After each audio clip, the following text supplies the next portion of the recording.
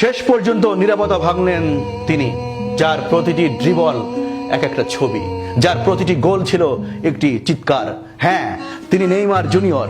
দীর্ঘদিন ধরে থাকা জল্পনার অবসান ঘটালেন ব্রাজিলের এই পোস্টার বয়।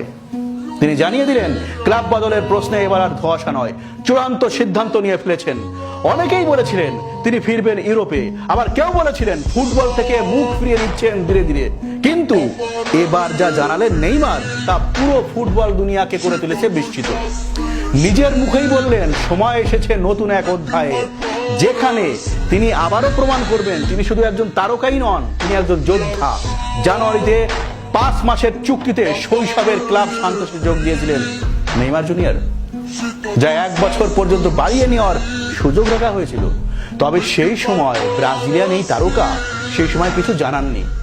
এখনো বলছেন না সান্তোসে নিজের ভবিষ্যৎ কি, কিংবা অন্য কোনো ক্লাবে যোগ দেবেন কিনা।